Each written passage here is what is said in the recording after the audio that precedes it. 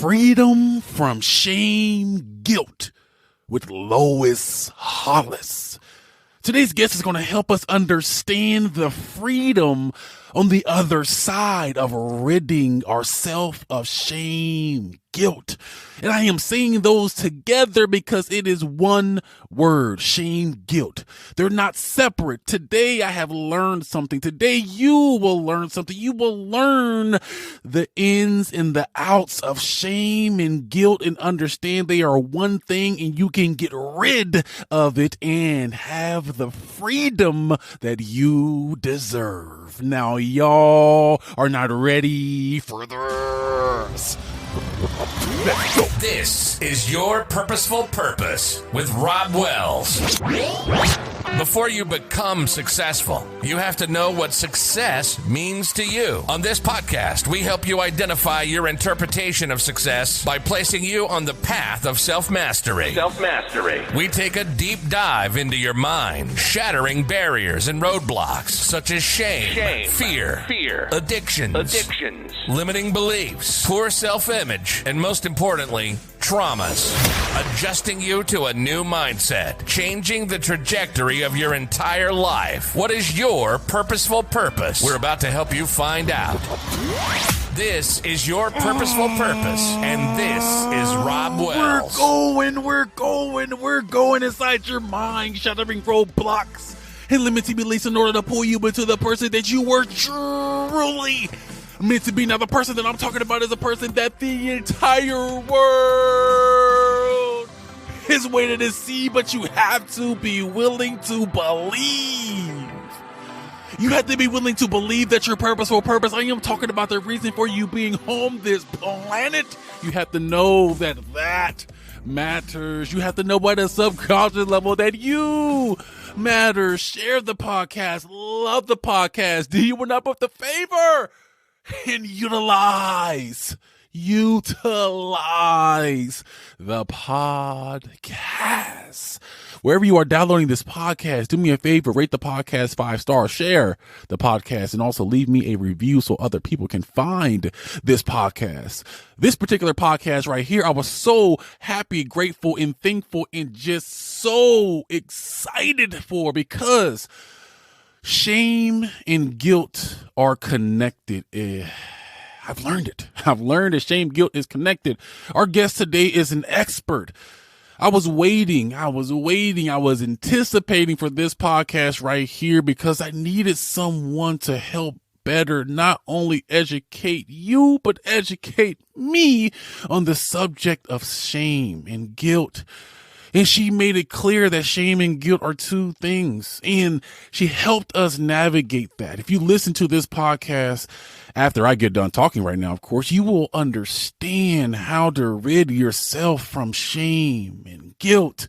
You will have the opportunity to live the life that you are supposed to live and not live a life of shame. Today's guest is going to help you understand the real you. There is a person that is inside of you that is waiting to go, waiting to be revealed, waiting to be the person that everyone is waiting to see. But you have to be willing to get rid of the shame and guilt. And without further ado, Lois Hollis. Today's guest is Lois Hollis. She was a nurse's aide at 12 years old. Her desire to understand and heal the body continues at 77 as a shame, guilt educator, counselor, and filmmaker. Once she discovered shame and guilt caused emotional and physical illnesses, she healed. Lois now shepherds others out of chaos, obtaining spiritual growth and/or achieve success. Welcome to the show. Thank you. Oh my goodness. I want to say, as we get started, At 77 years old, you run circles around us in our 20s, our 30s, and our 40s. I just said that you are a filmmaker, you are an educator, you are a writer, you are a filmmaker. Before we even got started, we were going back and forth with our emails, and you were like, "Oh, I'm sorry, it took me some time to get to your email because I'm filming a movie." I'm like, "She's filming a movie at 77? This is crazy." Yeah, Where do you find the motivation to do all these things? because God gave me a job and I do it and I love it. And the way I look at it is God has enough angels right now in heaven. He needs some angels here on earth. Mm, mm. Have you always been this motivated?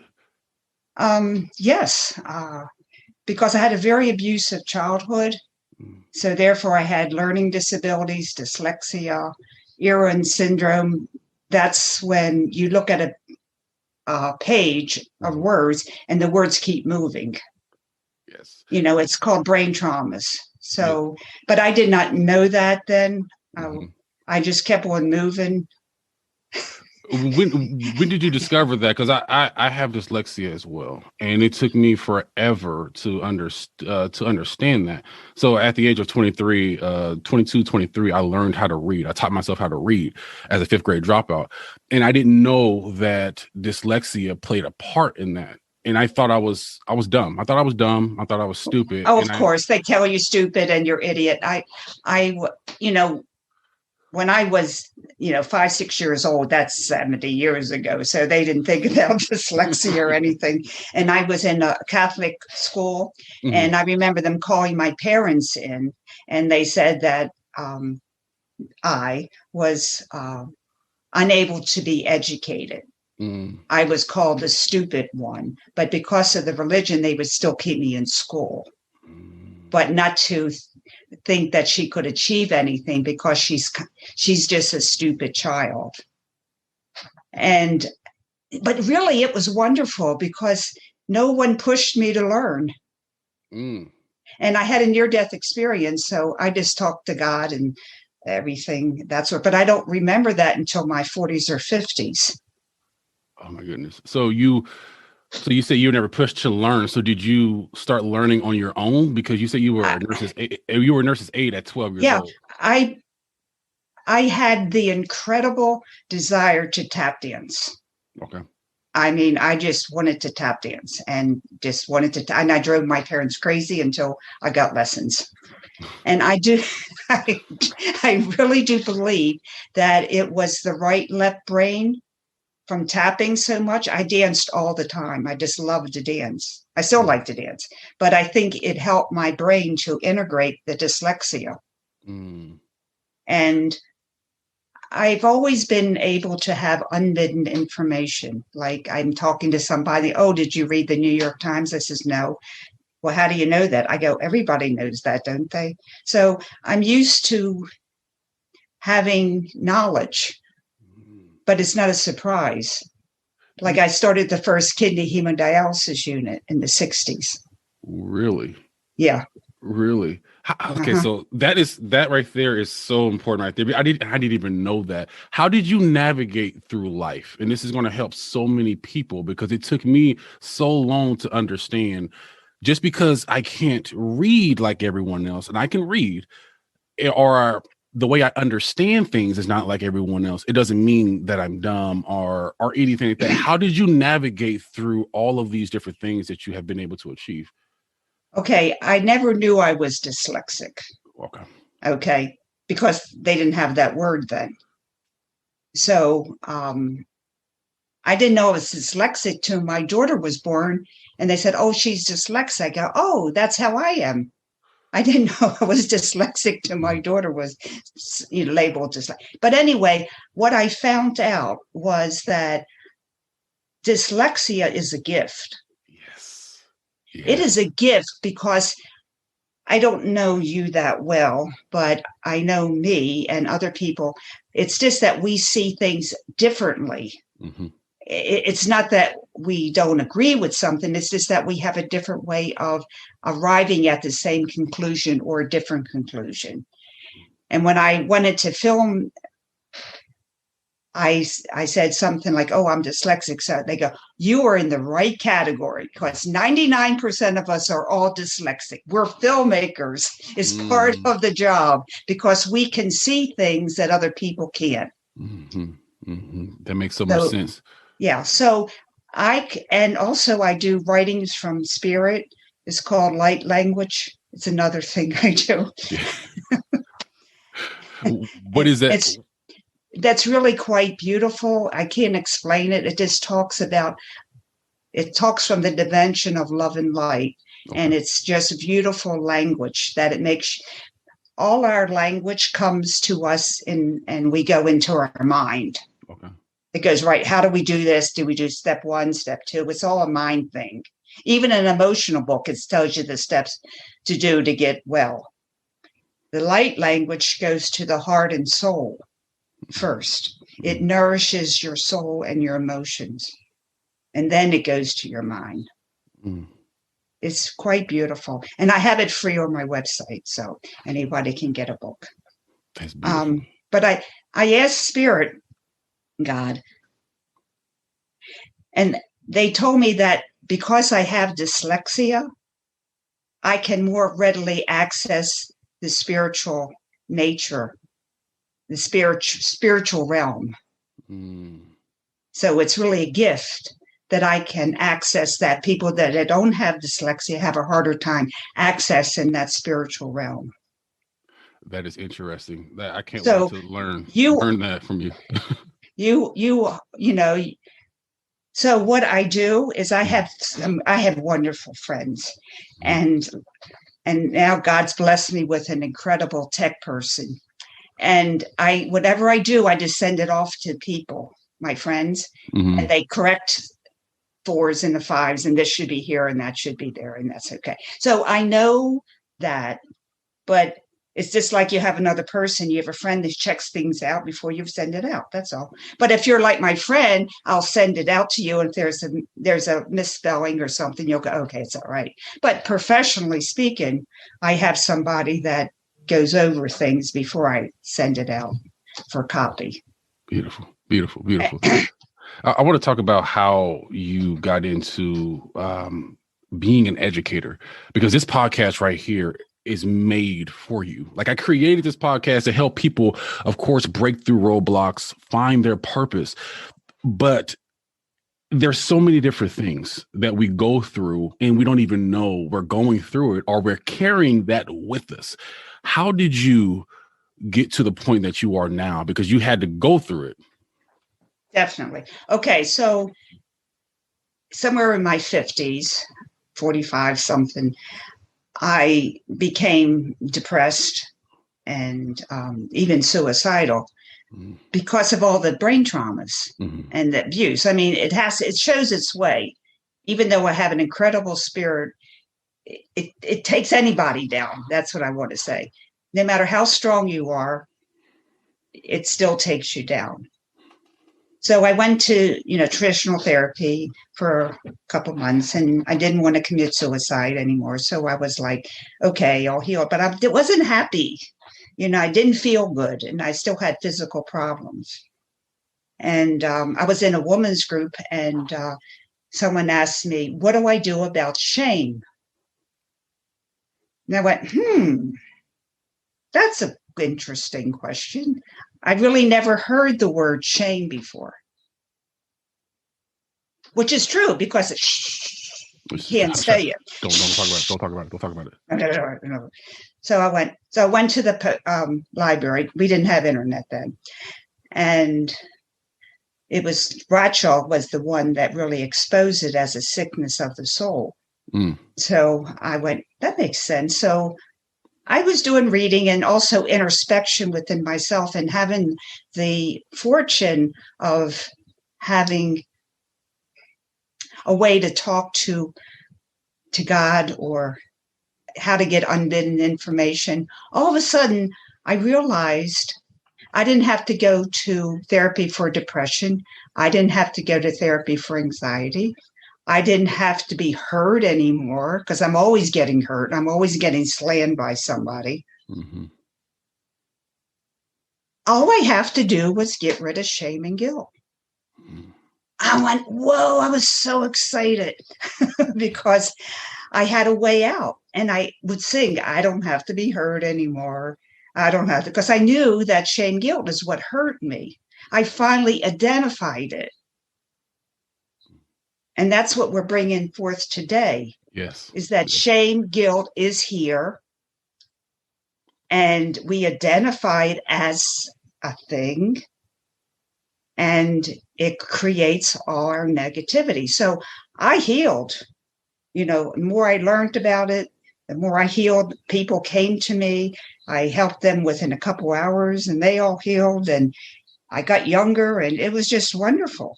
And I was like, everybody should know this, right? Mm-hmm. Mm-hmm. No, shh, we don't talk about it. Shh.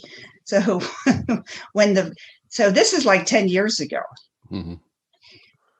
When the virus came and all the crazies happened, people had to sit with themselves a little bit more than usual. And they went, oh, maybe there is something called shame guilt. Something called it, but I don't have it. That's what I'm saying. So anyway, I started talking more and more. So I can tell you why we are still stuck in shame guilt. Mm-hmm. And why we don't know the truth. And I think this will help everybody. Is that okay? Oh, absolutely. That's what you're here for. Okay. We all know about love. How does love feel? Love's a positive energy. We feel love. We feel happiness. We feel joy. We can succeed, right? Nothing can stop us. Correct? We are invincible. Mm-hmm. We all know how that cycle is. Now, on the other side, we have a negative energy. Shame, guilt is an energy. It's not an emotion. Okay? Shame, guilt comes into us the way the love energy comes into us. Shame, guilt turns our positive emotions into negative ones. Shame, guilt turns our compassion into depression, changes our intuition to anxiety,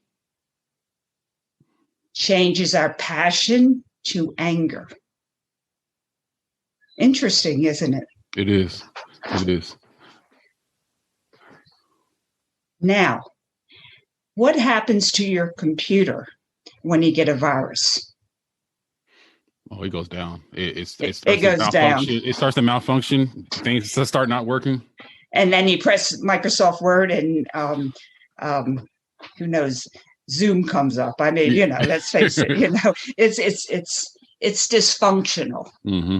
Okay. Now, if I had an energy healer or acupuncturist person, we all know we have meridians, energy fields in our body. I'm making this very simple. So when the energy comes in of shame, guilt, it's disruptive energy. Okay. It disrupts. So it turns our emotions to negative. Okay. And then it turns our energy pathways to dysfunction. So our liver doesn't work as well. Our colon doesn't work as well. Our mind doesn't work as well. Everything is distorted because it's a disruptive energy. Okay, you don't all of a sudden have, hepatitis or something. Mm-hmm. It's a subtlety. I'm talking about the beginning of something. So if we want to heal, we got to go where it started, right? Exactly. I'm not going to the guy that parks the car. So I'm going to the guy that owns the car dealership. You got to pluck it. You got to pluck it from the root. Yeah. So I didn't want to fool around with depression. I want to fool with shame, because that's the main thing coming in. How ridiculous is that? Because I've had people that had 20 years of therapy and they're like, I said, well, unless you do shame guilt, you're still going to do 20 more years. And let me ask you, because you're saying that together, and I've watched, of course, a lot of interviews with you and read a lot of your stuff. You're not saying shame and guilt. You're saying I'm shame showing and guilt. shame, guilt. Okay, now let me tell you why. And this is why this is through no fault of us. We have been given the wrong information. Okay, now I'm a nurse for like ever.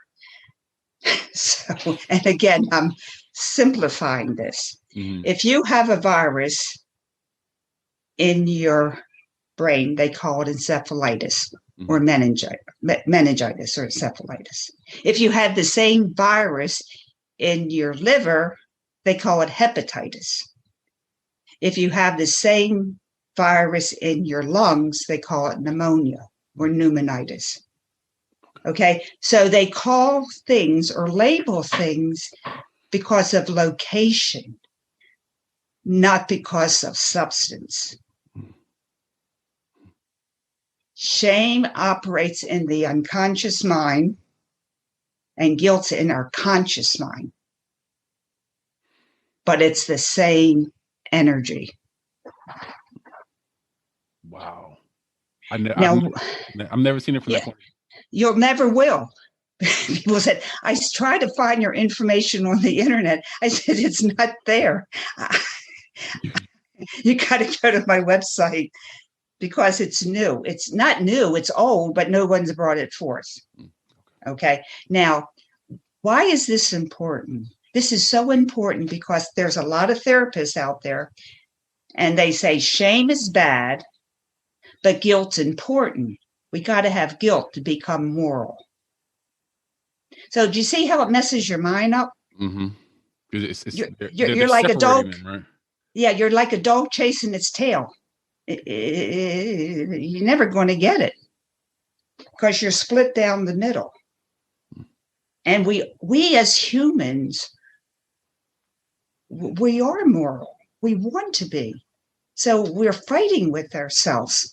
I need guilt because that's what they tell me I need to become moral. I'm saying, can we just up the game a little bit and say, I want to do this podcast, not because I'll feel guilty if I don't, come, but I'm doing it because it's the right thing to do.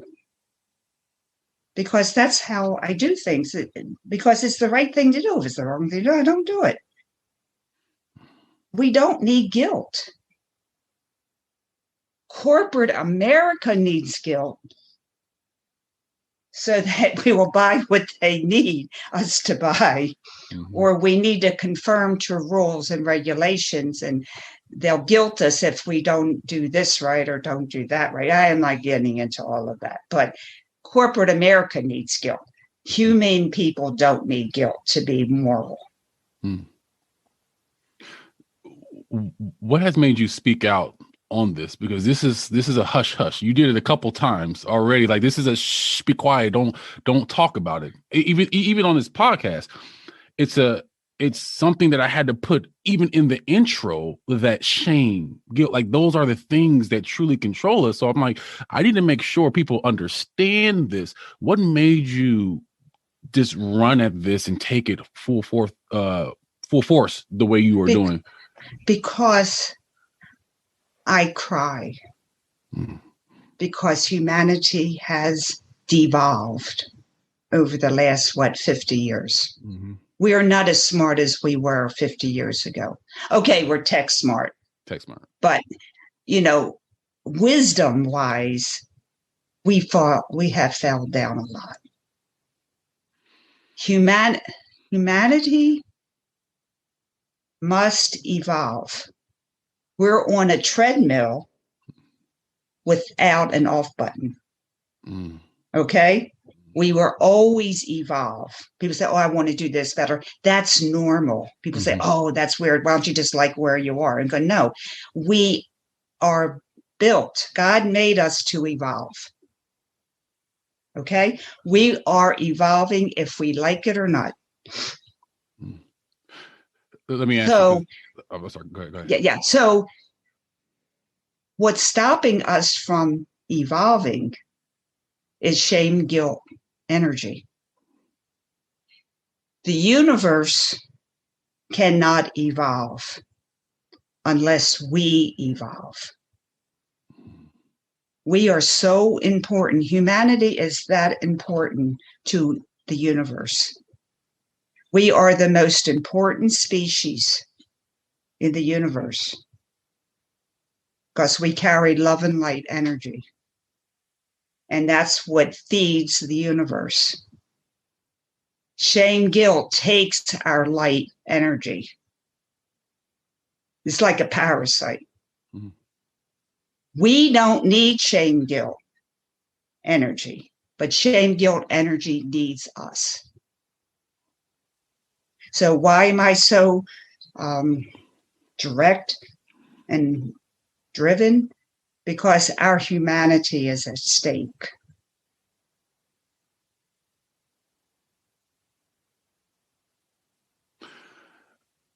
How can one identify shame and guilt in their life? Because you touched on something that is very important. And I almost cut you off, and I'm sorry. It was just that's okay. You jogged it up in me. Is if we are ever evolving people, and shame and guilt start to attack us, we never get to evolve. We never get to go forward. So how do we identify the shame and the guilt? Okay. That's the best question ever, because we consider normal behavior shame, guilt behavior. Why? Because the culture taught us this way. We're not at fault. We can't blame our mother. We can't blame our father. We can't blame dyslexia. We can't blame anything. The only thing we can blame is shame, guilt. He's the enemy. That's it. That's all there is. There ain't no more. Now, that's why I call myself an educator. I have to teach people what shame, guilt behaviors are. To make that easier, I have an ebook on my website. It's free. 500 questions have one answer. Now, you're not going to get 500 questions right away because you'd be very upset. Every week, you'll receive 25 questions and answers. And I'm teaching you 500 different ways that shame, guilt is in our lives. That's how it's so fluid within ours. Shame, guilt is making someone feel lesser than.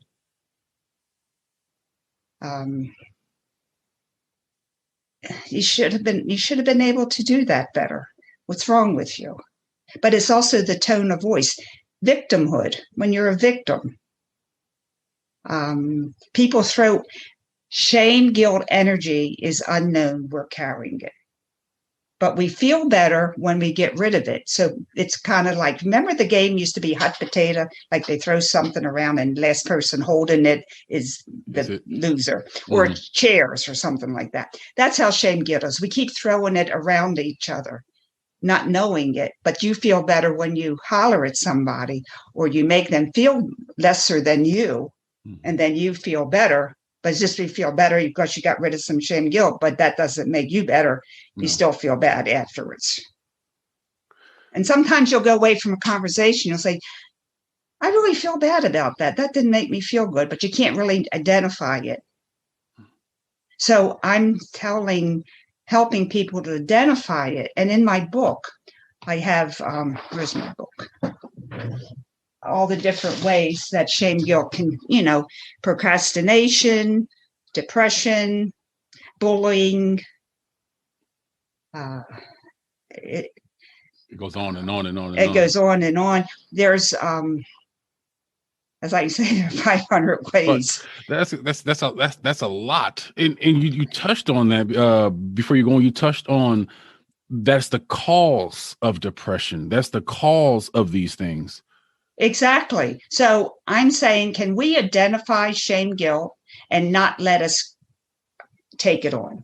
We avoid it, but we have to learn what it is first. And it's not a difficult thing. It's just an ongoing situation that we're relearning, we're reteaching ourselves. But it works. It's so phenomenal that once you get rid of a couple ounces of shame, guilt, your life changes so dramatically. You're like, wow, I want to do more. And your health improves. So it's self-satisfying situation, and people like you more. The secret of communications and leadership and good communication skills is never to shame and guilt anybody. That's the secret. It has nothing to do with the word. It's just no shaming. So would that be the steps, some of the steps? I know you work on people one-on-one, but would that be some of the steps that you take people through with those 500? As in, if I were to right now, not knowing that I'm carrying shame and I'm going everybody is, yeah. So would that be the first one of the first steps you would have people do is to grab your ebook so they can identify that? Yeah, in their own life. Now, practically speaking, we got to have a takeaway, right? That someone can use, because this subject is like so big, we could talk forever. But it's okay. It can be resolved. During your day, if you're feeling shame or guilt because you didn't get your podcast done right, or I didn't get my book done, I'm feeling bad about it, or I'm trying to shame guilt myself, or somebody said did a terrible job, or who knows where it'll come from somewhere, and you'll still feel shame guilt. So I'm saying, okay, that's all right. Shame guilt doesn't belong to me. Anything that's outside of us can be gotten rid of. So that's why it's important to know shame guilt's an energy. Shame guilt is not ours to own. So just mentally say, okay, you get over there.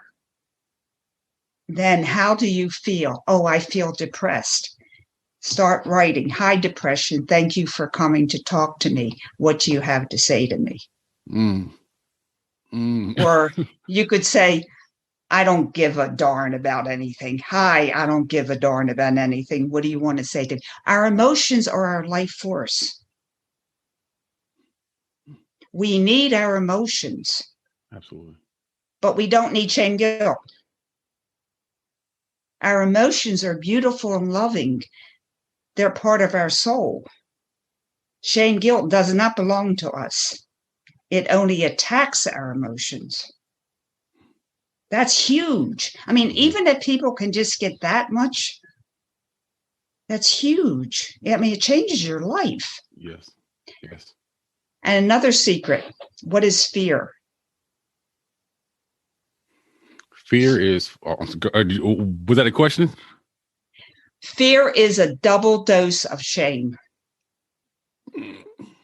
How about that one? So when you say, oh, I'm so fearful, if you can name it, it loses its power. Say, oh, that's only dirty shame. Get out.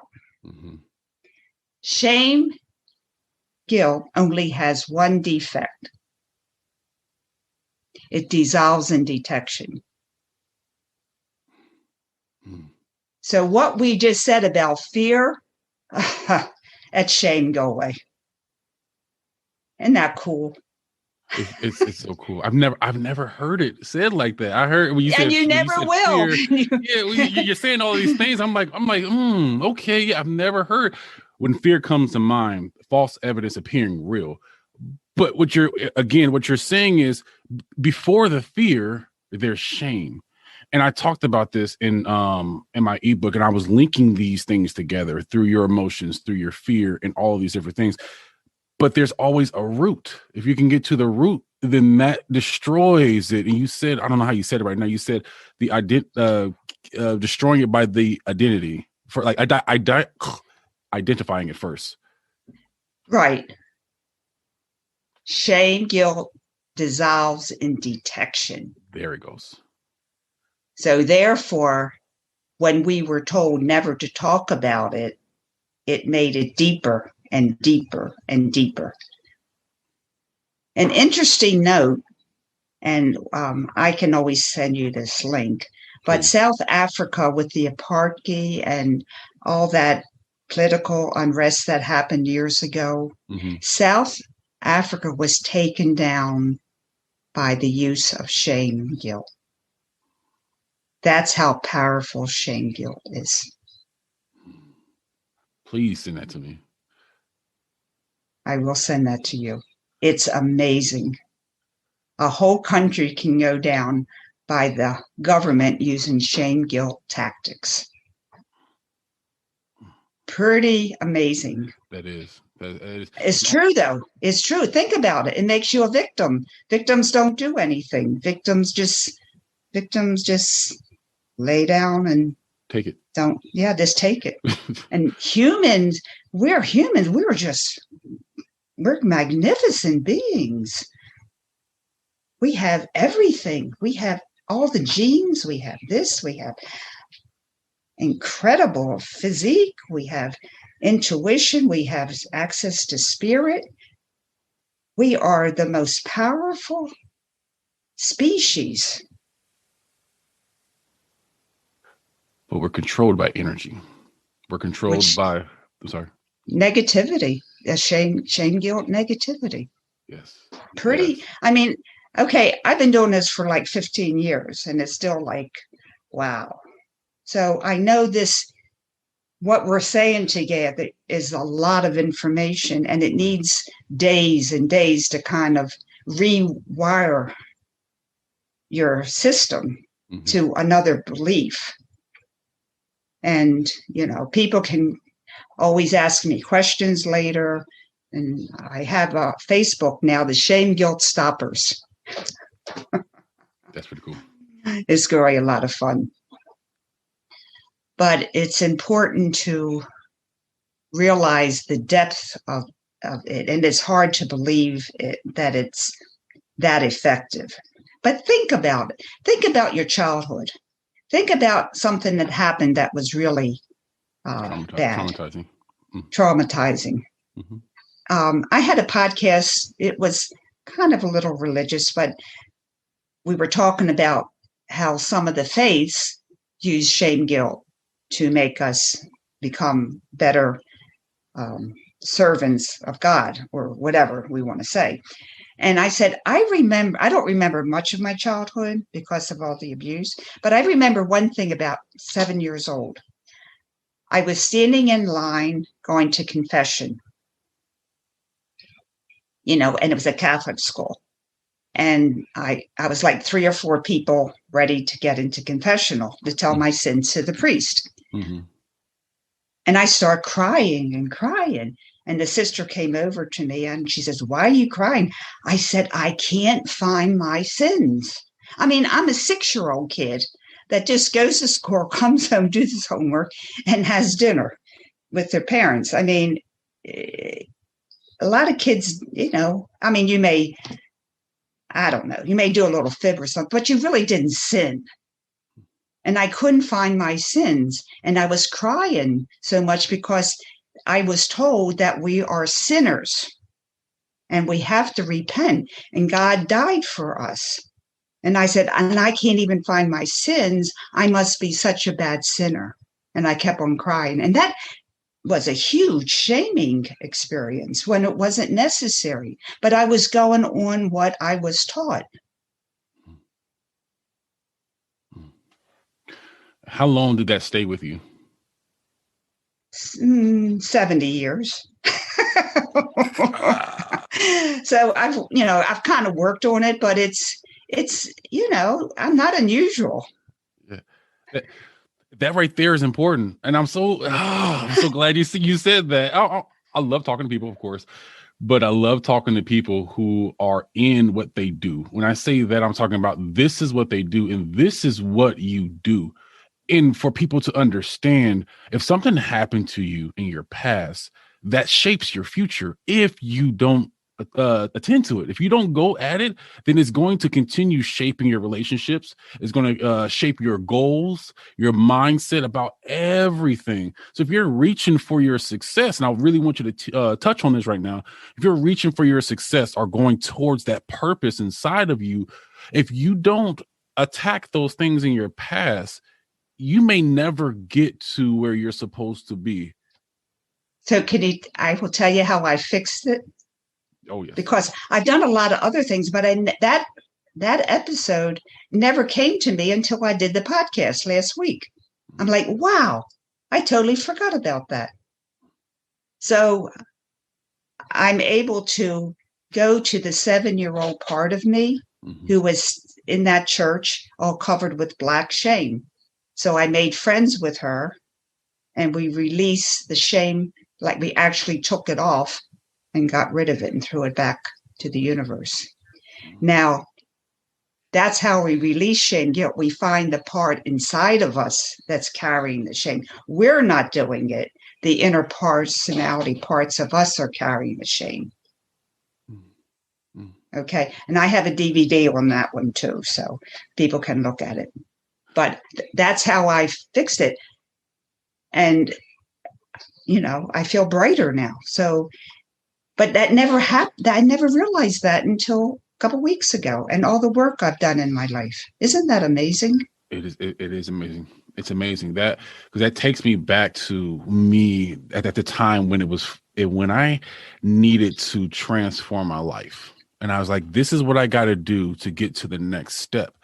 I said, I can continue going on this path and just chasing success and, I want to lose weight. I need to teach myself how to read and all these different things. I was like, the most important thing that I have to do is I have to go in my past and look at the things that has shaped me up until this point. And once I did that, I was released. And that is so much weight. That weight is more than the weight that you carry around on your body. Exactly. And the farther back you go, the farther forward you can go. So, what can I tell you? It's just, and it's natural.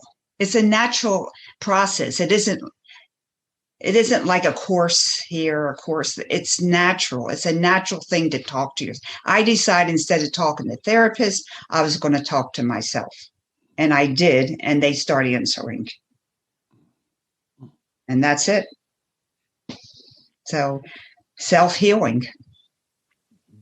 Before we jumped on the podcast, you touched on you almost dying in your 50s. Can you touch on that? Well, I did a little bit as far as the physical problems I had with a leaky heart valve and kidneys that were malfunctioning, brain traumas, severe scoliosis that my lungs were compressed. You can't live too much longer if you don't breathe. But I found an incredible healer, chiropractor healer, and he was able to make my body straight again. Took a couple years because all the bones were fused together. And I couldn't turn my neck at all. Goodness. So you're in your 70s now. 77, and I snow ski. And I love it. I finally got a mountain up the hill. So I need to ask you, how did you get into filmmaking? And we were just talking about your film through emails and in our messaging. What is the film that you're working on now, and what is it called? It's called I'm Good. Okay. Now, when I learned about shame, guilt, and all the personality parts and all that, I began to lecture to people, teaching them like I'm teaching you. And people would raise their hand and they say, Lois, I don't understand what you're saying. I said, can't you see that? I said, can't you? They said, I don't see what you're saying. I can't understand what you're saying. That was the first time I realized that I see things that people can see, that don't see. I did not know that. I have an inner vision. And I said, oh, well, I'll just make a film of my inner vision to show people how they can do this inner process. And that's why I went to film school and I created my DVD video. So now people say, what are you talking about? Shame, guilt is an energy, how it takes us. And I'm going, don't you see? They don't see it. So my movie is going to make shame, guilt visible. and how it affects our body, our emotions. And it's called I'm Good. Okay. At what age did you start going to film school? This is fascinating to me. I don't know, probably 58 or 60, something like that. Because it was incredible because there was all these teenagers and I was obviously the oldest one and I don't know tech, like, oh my goodness. So I don't know if you know about film, but everybody collaborates. One does camera, everybody has a specialty. Yeah. So I was not the tech specialty or the camera special, but I had the wisdom of seeing things and helping people with their projects. Mm-hmm. So I would help them develop their film in their mind, like a wisdom aspect of it, and they would help me with the tech. So that's how I got to film school. I helped them make their film, but not in tech, but in storyline. I could give them the storyline and how it develops and how it ends. And I had that ability. See, I asked that question for two reasons, just because just never stopping. And you're 77, and I bring it up multiple times because you're never stopping. Like we went from being a nurse, educator, you're a writer, and you're filmmaking. And a lot of people get to a certain point in their life, like I'm in my 30s and I can't go on, or this is my life right here. And I absolutely know what you're talking about filmmaking. I actually was in a film that's on Amazon Prime called 2 Sevens. I went through some film classes because I knew I was going to be doing this right here, but outside of doing a podcast that's so serious and helping people reach their dreams, like I'm always laughing. I'm joking. I wanted to be an actor, and I know I'm going to be doing some of that stuff later, but I was in a movie and I went through about a semester and a half of film, and I was doing the same thing you did, as in I was helping people develop their mind. Like I would sit there and say, this is how you see your full vision right here. And people are like, how do you do that? It's like, I don't know. I can just see it. That's your ability. Yeah. Yes, that's your gift. I made a video, and it was just about peanut butter. It's so dumb, but it was about a love story about peanut butter. And that video, my first video that I ever made, it went to the Del Mar Fair in San Diego and beat out 8,000 people and got first place and first in class.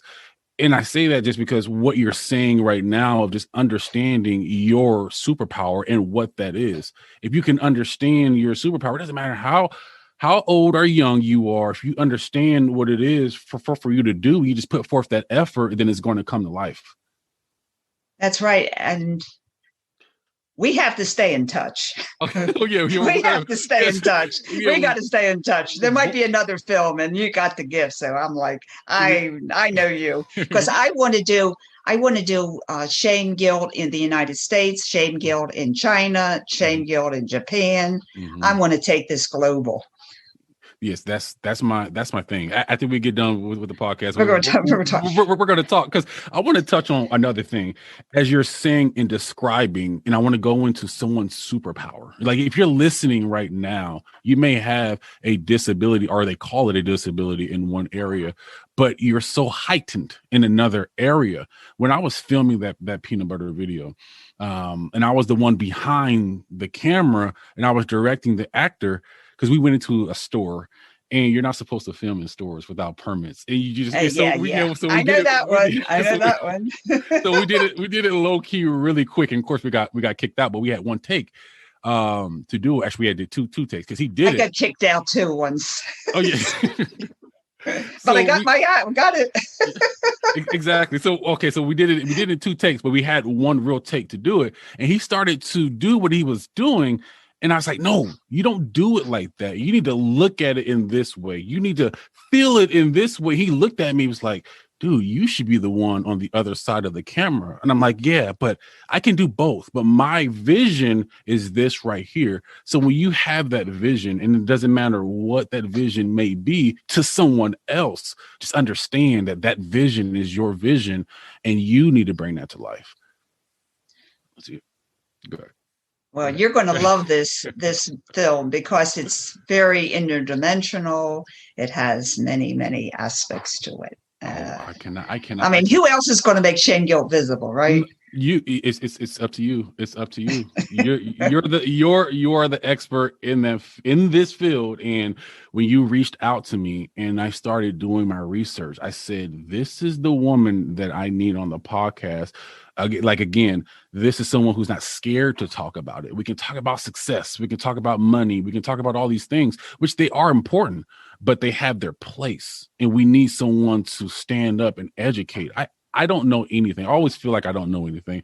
I read, I study, I do my thing, but the collaboration of other people is what we need. And that's the beauty of humanity. Yes. And this is another thing where shame guilt takes over. People say, oh, I can't dance like that person. I don't have the math skills that person. We are taught that way. Mm-hmm.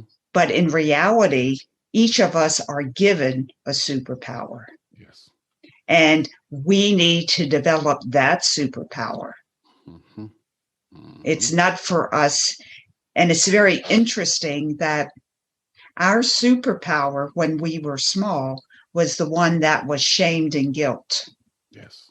Because how many kids, oh, I want to be an artist, I want to do this, and the other people would say, no, you can't make a living on that, and it downs them right then and there. Yes. So once we release shame, guilt, some of it, we really blossom because we find that our deepest gift, our most productive gift, is hidden in shame. Mm-hmm.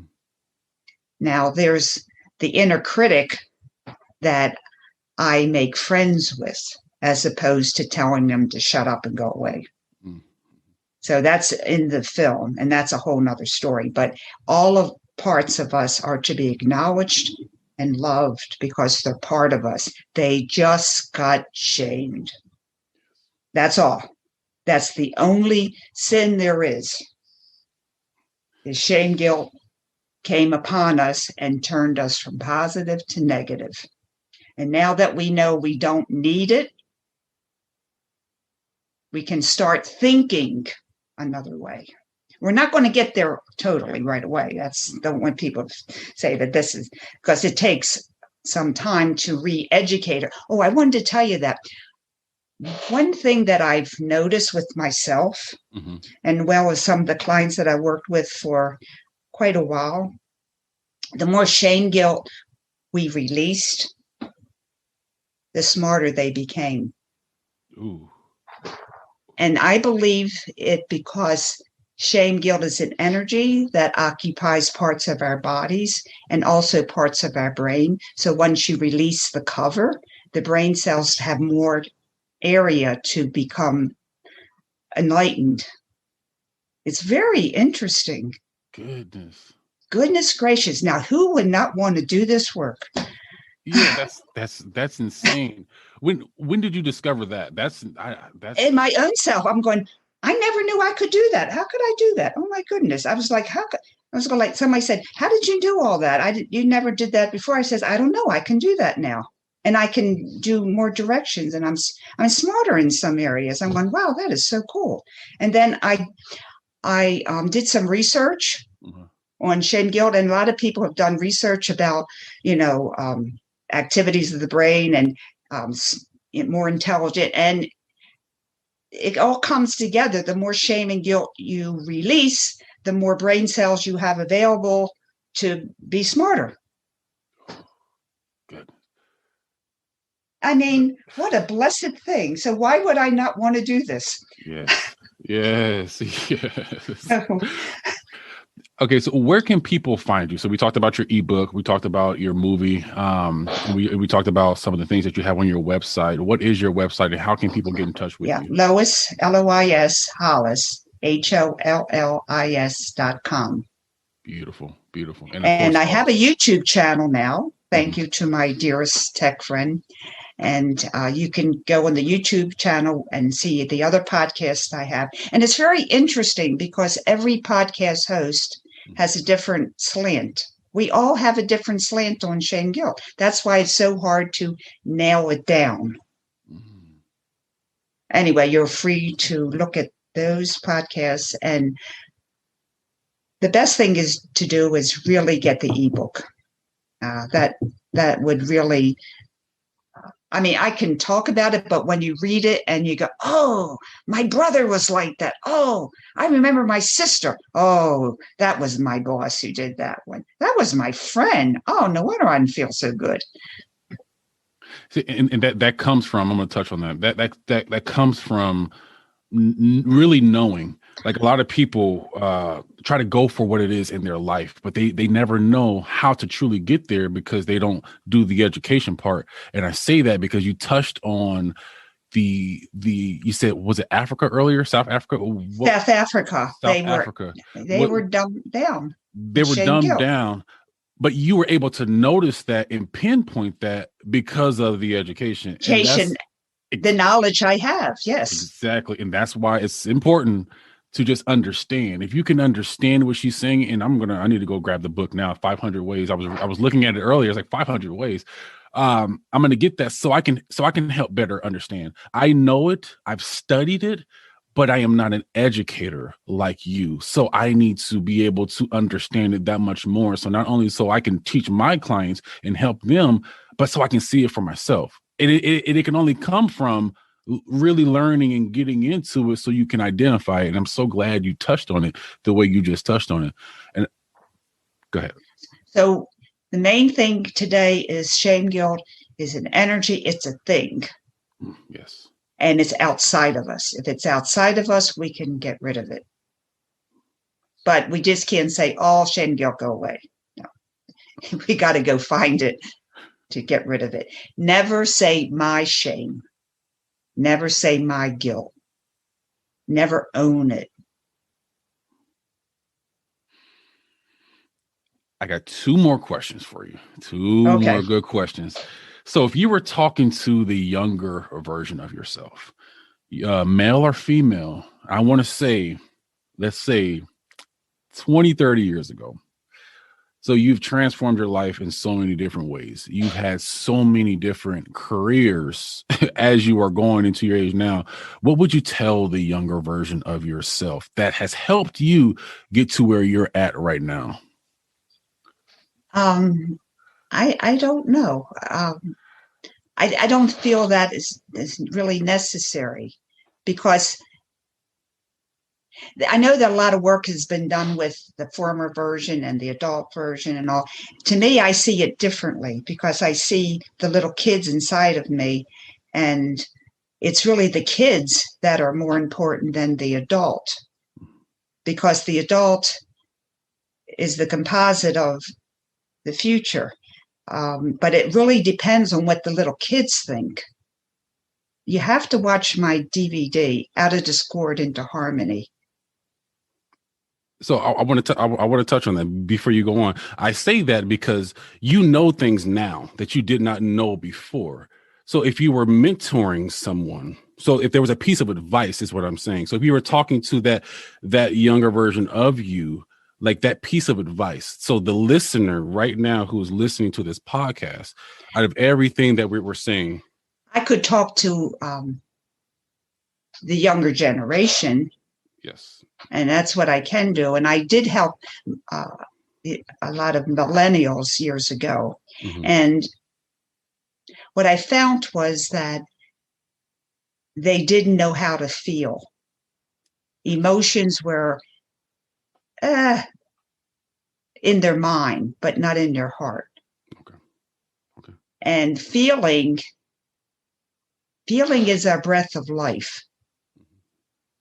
Feeling is our life force. You know, life force. Our life force is our emotions. So the way, like, how did I retain the youth? You get youthful when you heal your emotions, and the 7-year-old or 8-year-old inside of you comes into your energy field. You become youthful because of your energy that you're unlocked from within inside of you. So I'm asking the teenagers to feel more. And shame, guilt that's going around right now, I know it's horrific because of the depression and the suicides. Just know that shame, guilt doesn't belong to you. And then if you want to seek some therapy, or, talk to somebody, but don't go down the shame, guilt hole. That's what I was after. That is what I was after right there. Just don't do that. You can talk to your depression, you can talk to your anxiety with a therapist or yourself, but don't do the shame, guilt, because it will only take you down further. And at that time, your brain only sees shame, guilt, so you don't see another way. I would suggest, because I did this in Sedona, when I had shame, guilt consulting, we had buddies. Like you and I could be a buddy. And it's something like addictions, the Alcohol Anonymous, the thing, how they do sponsors. But we are buddies. We're not, you're not any better than me, and I'm not any better than you. Mm-hmm. Now, one day I'm like really depressed. I can't do this, can't do that. And I'm going down the shame, guilt hole. So I call you because I can't see outside of it. And you're saying to me, Lois, that's only shame, guilt. Take it away and we'll talk about other things. The shame, guilt is covering you and you can't see anything. And that is true. They can't. But you can because you're not them. So I would suggest millennials or teenagers who are having a most difficult time right now, I understand, get a gut buddy and you two stick together. And when one goes down, you call the other one and they'll help you say, it's only shame, guilt. It's okay. You'll be okay. Just take it away because it will only take you away. Let's talk about other emotions. So I think that would be a great thing if we can get that out to the public, is to help teenagers get a buddy. Not a drinking buddy, a buddy for emotional help. See, that right there, that's what I'm talking about. There's nothing more powerful than having someone by your side to make sure they pull you up and get you where you need to be and go in life. And that person knows you're their buddy. Yes. It's like we made this pact, for 3 months or 4 months or whatever, and it works because shame, guilt covers your mind and you cannot think logical. That's the truth. That's scientifically proven. Shame, guilt covers your mind and people go into very bad behavior. But they need somebody outside of it to say, you're in shame, guilt, take it away, be your normal human self. And we work that out. They have to be rescued out of the shame, guilt hole. That brings me to again, I've mentioned this all the time about light attracting light. And you touched on it. You were like, after this, we need to talk. We need to talk because like having a partner is going to pull you up, but being able to bring yourself up to a point in your life to attract the people in your life that you desire. If I would have made a podcast, motivation, and I know that's not the light inside of me, then you would have not reached out to me. But because I raised my light, some people say vibration, energy, because I raised it to a level high enough for you to see it, then we can connect. And I really wanted to touch on that because you were just like, we need to connect after this, but that can only happen if you are willing to raise that light inside of you. Yeah. And that's what we, really need to happen with the teenagers or the millennials at this moment in time. They're in trouble. Yes. They're in trouble. And however you can get that across, that would be helpful. Most definitely. That's my mission, and that's what I'm after. I have one more question for you, and that question is, what is the meaning of life to you? To serve God. That's all I got. That's it. That's it. Drop the mic. The podcast is over. She's done with it. Serve God. That is the meaning of life. That is beautiful. And there is nothing else to be said. I appreciate you so much for being on the podcast and taking the time to be here. Thank you, Jesus. Boom. You've been listening to Your Purposeful Purpose. Motivation and inspiration are short-lived without transformation. Find us on social media, and we'll see you next time on Your Purposeful Purpose.